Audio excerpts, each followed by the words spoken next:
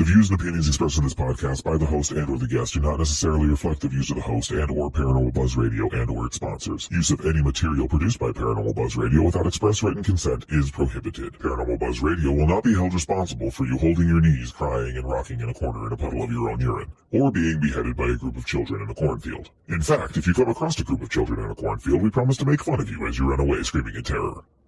Listener discretion is advised. Hey, Darren, how's it going? Good, Rebecca. How are you doing? Thanks for having me back again. Well, thanks for coming back. Shay is still recuperating. She's doing a lot better, but she's still pretty hopped up on medication. So we're gonna pinch hit with Darren for another episode or two. So Sweet. I'm up for it. Yeah. I love doing shows. Oh, it's nice to have somebody to talk to. No, Shay calls and talks to me, and then she's doing a lot better because right after she had the surgery, she was pretty loopy and tired, and she's doing better. But yeah, she's got one more medication she's going to come off of, and then she's going to be back in business. So. Raring to go. Yeah, so swinging for the fences. In the meantime, we got Darren. Woo! So what do we got tonight to talk about? Tonight, we have an article on the History Channel, history.com, 6 horror movies inspired by real life stories. Ooh, I like that. That's a good start. Yeah. This one was written by Becky Little. It was updated October 13th of 2020. So, just as full disclosure, Becca doesn't watch horror movies. I do. I do better with real ghosts versus fake ghosts. Fake ghosts creep me out. Real ghosts I'm good with. But anyway, you don't get the jump scares. I don't do jump scares. I always tell people I screamed out loud in the theater when I watched Kindergarten Cop. So I just can't. I'm not a big horror movie person. It's not for everybody. No, it's not. But I know of. No, yeah. I can't watch Saw and stuff like that because it grosses me out. Yeah. Okay. Well, let's see our list here. All right. If you've seen them, I more than likely have not, but we'll try it. Okay. The Exorcist, The Conjuring, and other horror classics were inspired by actual, although not always factual, stories. How do you make a horror tale scarier? Just say it's based on a true story. That's a technique book publishers and movie producers have been using for decades, whether or not the supposedly true adds up.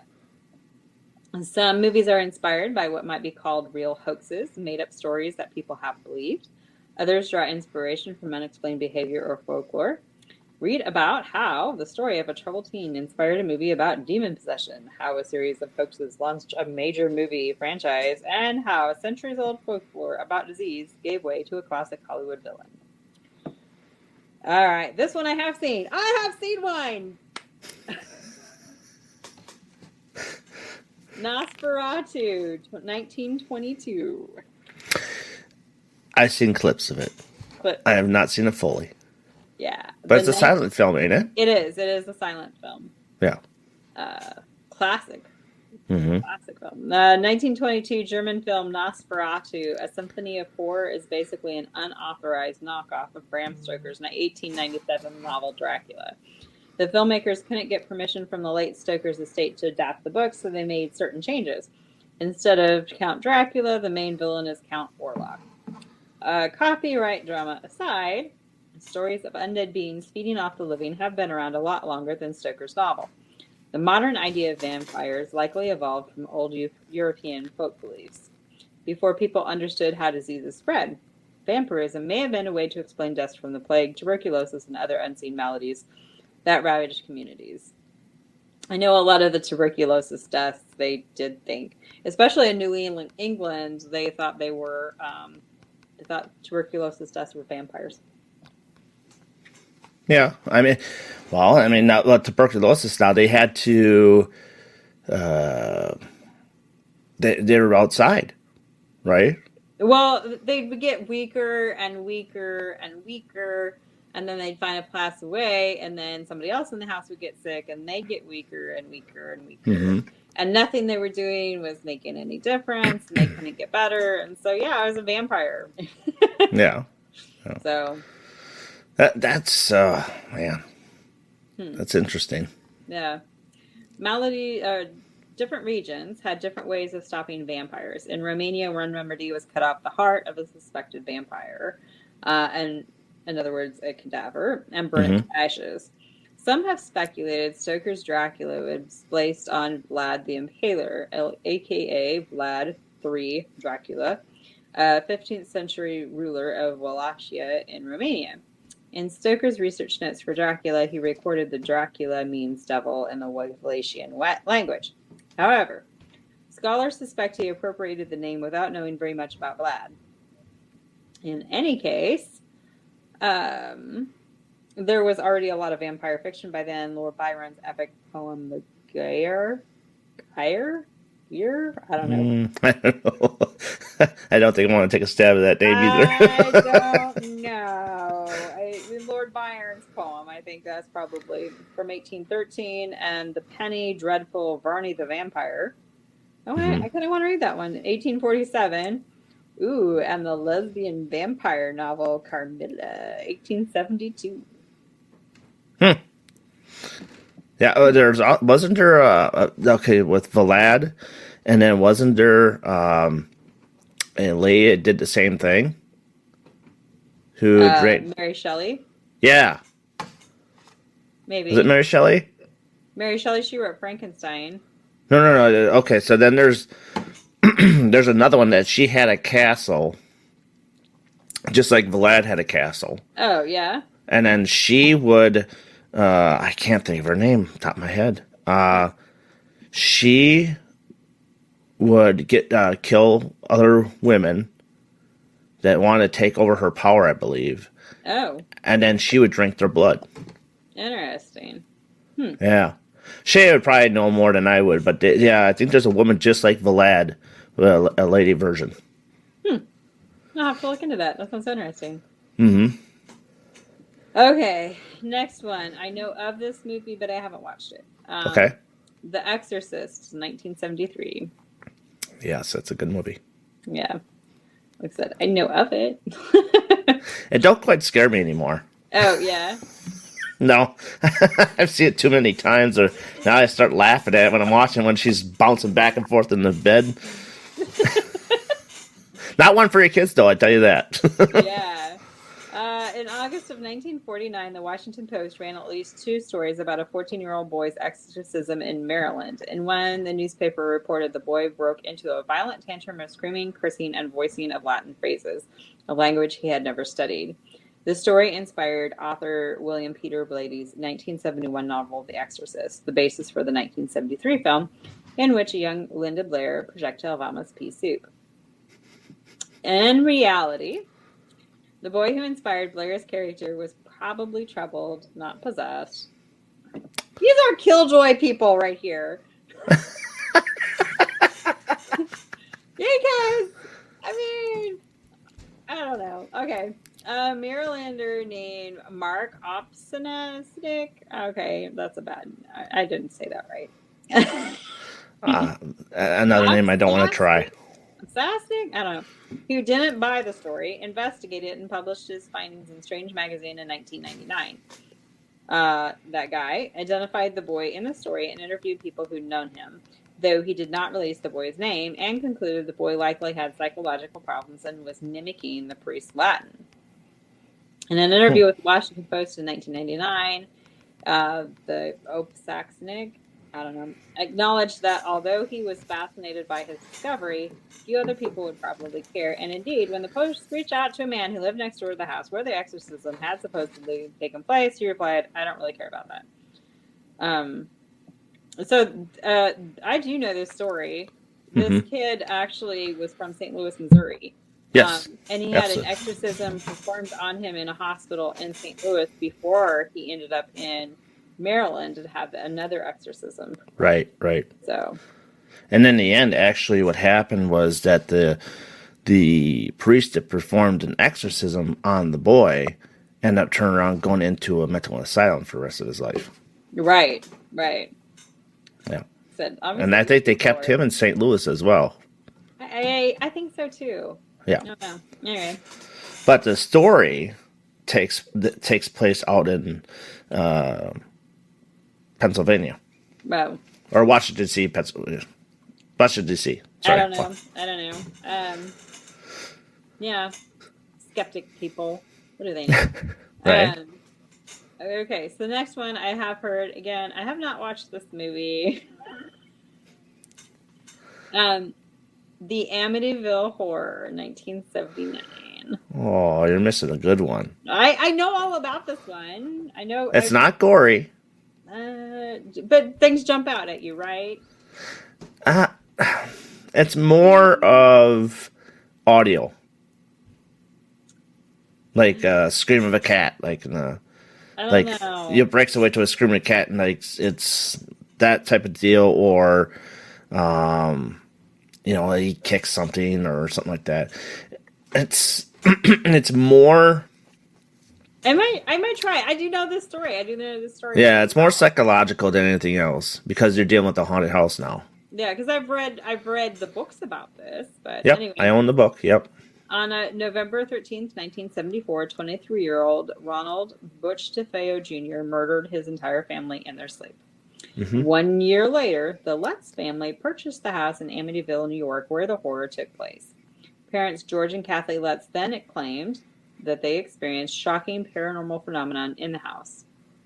Green slime oozing from the walls, a creature with red eyes, and multiple family members levitating in their beds. The claims appeared in Jay Anson's 1977 book, The Amityville Horror, which inspired the 1979 movie of the same title, which inspired many more movies. Yeah, I think there's like 13 of them. Butch DeFoe's lawyer later admitted that he, George, and Kathy had created this horror story over many bottles of wine. Hmm. Even so, the tale raised the profile of Ed and Lorraine Warren, a couple who got involved with the Amityville story and helped promote it. So yeah, Amityville, that's super controversial if it actually happened or not. Yeah. Well, I think it did. I think personally they did have a personal thing happen to them. Now, whether all that they said happened, who knows? Now the creatures you said they're bouncing on the beds or whatever it was. I wish they would have portrayed that in the movie, but they didn't do that. Yeah, they can't show everything in movies that they talk about in books. Doesn't always translate well to screen, but Hmm. and sometimes they like make up their own stuff to make it fancier. Right, and it know? was said that George Lutz was playing with the Ouija boards down in the basement, so Yeah. he could have created a lot of that I stuff mean, I on his don't know. own. They say that there's no activity in the house now, but I mean, I don't know. It's But interesting. I think I'd they're love to just get keep. in there one day. I'd love to get in there and investigate. Now, see, how weird is that? I would rather go investigate the Amityville house than watch the movie about it. Well, yeah, that's one of those. You're right though. That's one of those things that you have to go investigate yourself. You can't. You can listen to Right. the stories, but for it to come true Yeah, or exactly. figure out yourself, you got to I be don't know there. if I believe that story until I can get in there and investigate it myself. And since it's a privately owned home and nobody can go in there and investigate it, it's like, I would love to spend a month in there. I know, right? Ugh. I mean, Okay. so did you see that one picture where they had the little girl peeking out? No, the boy peeking out of the stairs. That Yes, photo. yes, I've seen that one. Now, yeah, they said that someone has recreated that, and they said that's absolutely nothing. You can do that picture anytime you want. I don't know how to. I don't. I think it looks real enough to me. Yeah, it looks pretty. I mean, it looks pretty convincing. But again, Hmm. yeah, you don't have anything to compare it to. You can't go Right. there and try and recreate it. So, Right. Absolutely. It's one of my favorite places. all right. Well, this next one, I've never heard of this movie. So we'll see if I've heard of the story or not. Okay. The Serpent and the Rainbow from 1988. Seen that one? Seen it, huh? It's weird. But Okay. it's you're talking 10 years ago since I've seen it, so I can't say much details about it right now. All right. In 1985, a white American graduate student named Wade Davis published a book with an extremely long title, The Serpent and the Rainbow, a Harvard scientist's astonishing journey into the secret societies of Haitian voodoo, zombies, and magic. That is a long title. Mm-hmm. In it, Davis claimed he discovered that secret Haitian societies used tetrodotoxin. Oh boy, I can't talk today. A toxin found It's hard in words. pufferfish to trick people into thinking they died and come back to life as zombies from Haitian folklore. Many other scientists denounced Davis's claim as bunk, including tetrodotoxin expert C.Y. Howe, who called it a carefully planned, premeditated case of scientific fraud. The story grabbed the attention of horror filmmaker Wes Craven, who adapted the book into the 1988 film The Serpent and the Rainbow, starring Bill Pullman as Harvard researcher based on Davis. Writing in a 1989 issue of Latin American Anthropology Review, anthropologist Robert Lawless seemed to consider this fitting, since the book already read like the first draft for a Hollywood movie with Davis himself as an Indiana Jones type hero. These people are skeptics, man. Yeah, but it was a weird movie though. Yeah, it sounds like it. Yeah, I don't know. That's probably why I only watched it once. No, maybe. Some just don't grab me. I don't know. All right, another one. I know the story, but I have not watched the movie. Okay. The Haunting in Connecticut. Oh, another Ed and Lorraine Warren case. Yeah, from 2009. Yeah. Remember Ed and Lorraine Warren, the ghost hunters from Amityville? Yes, we do. A decade after Amityville, they became involved with the Snedeker family. Parents Alan and Carmen Snedeker claimed they'd experienced paranormal phenomena at the Connecticut house they rented in 1986. Most shockingly, both parents claimed demons had raped them.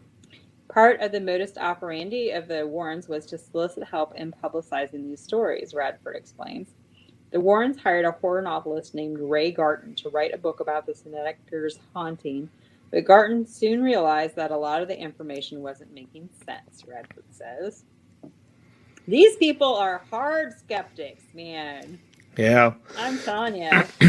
Well, with this case here is okay. So in the movie, they're saying that the boy had cancer. Okay, so now he was basically living in the basement because that's. But in the basement, they actually had. It was a. I think it was a funeral home before it became a home. So then they had all the stuff down there to do for funerals and whatnot, and embalming and table but what this guy ended up doing is cutting off the eyelids of people and saving them in a box. What the movie was showing. So with him being with chemo, I would think would cause hallucinations. Yeah, probably. And so with that's where they're thinking, okay, well, his house is haunted. He was having all sorts of problems going down there. Now, the part where you're saying that the mother and father were raped by the spirits?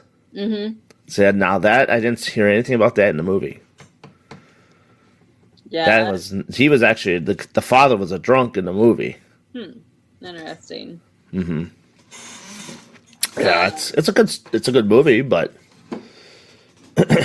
yeah. So, Garton objected to his publisher's decision to sell the 1992 book In a Dark Place, the story of a true haunting, as nonfiction, and admitted the story wasn't true. As far as he was concerned, anyway. In 2009, a movie inspired by the Snedeker case called The Haunting in Connecticut came out. I suspect the movie will begin with the words based on a true story, Garton told Horror Bound magazine at the time. Be warned, just about anything that begins with a variation of this phrase is trying a little too hard to convince you of something that probably isn't true. Yeah. That guy, I mean, the Warrens believe this stuff, though. I mean, this may not believe it, but the Warrens, 100%, They're the ones that do this stuff day to day. Yeah, exactly. So, I mean, not that I'm believing everything that the Warrens did, because some of their stuff is kind of controversial, Right. but at the same point in time, this article isn't in talking to paranormal investigators. This article is completely talking about to skeptics only. Yeah, see, horror movies get nailed pretty hard when it comes to movies and stuff like that, and true stories. They get nailed really hard. Yeah. Yeah, okay. Another one I have not seen, but I do know, and another Ed and Lorraine Warren case. The Conjuring, 2013. Yep. Ed and Lorraine Warren promoted so many hauntings during their decades-long careers that they became horror movie characters themselves. Actor Patrick Wilson and Vera Farmiga have portrayed the couple in The Conjuring 2013, The Conjuring 2 from 2016, The Nun 2018, and Annabelle Comes Home in 2019, and will appear again in The Conjuring 3 of 2020. Which is already out. Yeah. The first Conjuring movie is about the Perron family, who claimed in the early 1970s that spirits were haunting their Rhode Island house. The film also references a previous Warren case about supposedly haunted doll, which inspired the spin-off movies Annabelle, Annabelle Creation, and Annabelle Comes Home. The second Conjuring opens with the Amityville haunting, then moves on to the Warrens' involvement with the Enfield poltergeist outside London in the 1970s. The sequel also features a demon nun inspired by a spirit Lorraine claimed had haunted her home. This led to the spin-off, The Nun. Mm-hmm. It's not a bunch of fairy tales, Ed Warren told Connecticut Magazine in the early 1970s. Everyone has experienced one form of supernatural activity or another. Conjuring 3 will likely focus on a 1981 manslaughter trial in which the defendant, Arne Cheyenne Johnson, claimed he was innocent because he was possessed by the devil at the time of the crime. The Warrens testified in Johnson's defense, but the jury didn't buy it and returned a guilty verdict. Mm-hmm. And that's where the courts got hit with the devil made me do it stuff. That was the beginning of it. Yep. There's many cases I think that take that in stride with that case to get where you are today. So, Yep. All right. Well, that's the last one. I don't know that this was a very good list. I don't think they researched this one very well. I just feel like they kind of said, okay, what Ed and Lorraine Warren movies do we have? Well, I mean, but if you watch the movies, okay, and I'm not gonna say you watch the movies, but they and me and Cynthia were talking about this stuff, is that they're going in order as how the cases are presented. So there's actually going to be a Nun 2 that's going to come out soon, and now we're trying to figure out. I think she knows which case is going to be next to come out for the Conjuring series, because I almost think there's probably going to be 6 of those, maybe. I don't know, but they're all compelling though. Yeah, they're compelling stories. I mean, regardless of whether they're true or not, they're interesting stories. And like I said, the Warrens, I don't know. I mean, there's a lot of controversies if they made stuff up or embellished. I mean, were they the Zach Bagginses of the? I don't think so. I think they took each case with pride and did to the best of their knowledge that they could do to solve them. They definitely come off that way. They definitely appear like they were definitely taking these stories seriously, taking these hauntings seriously. And I think too, like, you have to think about it, like the people who are actually experiencing these, they want to be taken seriously versus made fun of. So, right.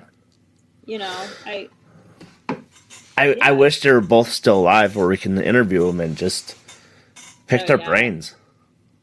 Oh, yeah, for sure. That would be totally fascinating to sit down and talk to him. And I wouldn't let him go. Right? Yeah. Can I come along in the next case, please? Right? They would have the best rated TV show. Oh yeah, absolutely. Like the Hoser Files. Oh yeah, for sure. Mm-hmm. Yeah, no, this is, I don't know, not, this list was kind of, it could have been better. It could have been a lot better. Yeah. I would have definitely picked different stuff, but. Oh yeah. Now that the first step is to have you watch those movies, though. I don't know. I mean, like Texas Chainsaw Massacre, Oh, or I Hills can't Have watch it. Eyes. All those were based on true stories. Oh yeah. And those were Absolutely. based on true stories, not like.